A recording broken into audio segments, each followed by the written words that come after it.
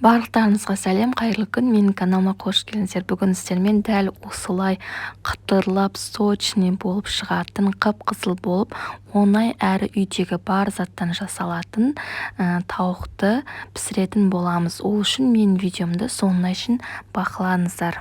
Бізге тауықты дайындау үшін керекті заттар: тәтті қызыл паприка, ащы қызыл бұрыш, сарымсақ, ұнтақталған қара бұрыш және тұз, еріген сары май, мендегі бұл жерде пампушка маргарины және тұз, тауық, салфетка.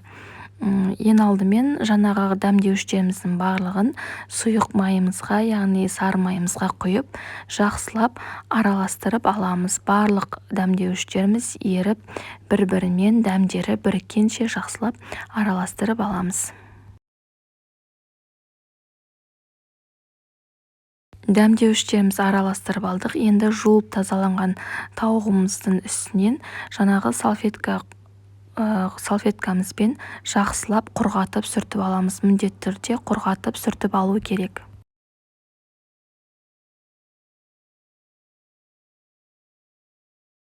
Сүртіп жақсылап құрғатып алған тауығымыздың үстіне жаңағы дайындалған мариновкамызды, яғни дәмдеуіштерімізді щетканың көмегімен жақсылап барлық жеріне тигізіп жағып шығамыз.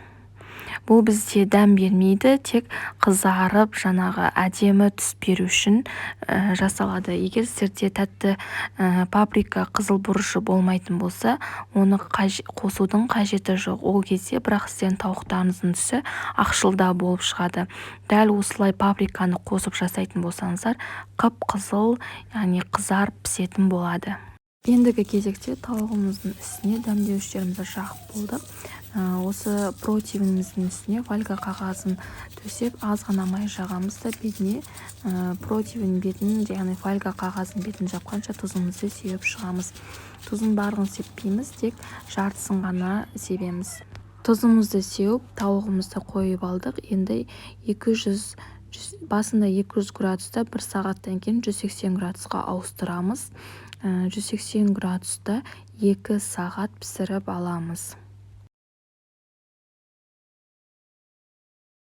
Міне 2 сағат өтті, біздің тауығымыз да пісіп шықты. Көріп тұрғандарыңыздай қып-қызыл болып, қытырлап, сочный болып шықты. Әрі қатты болып, шикі болып қалмаған, оңай жолымды, өздеріңіз көріп тұрғандай жұп-жұмсақ болып шыққан.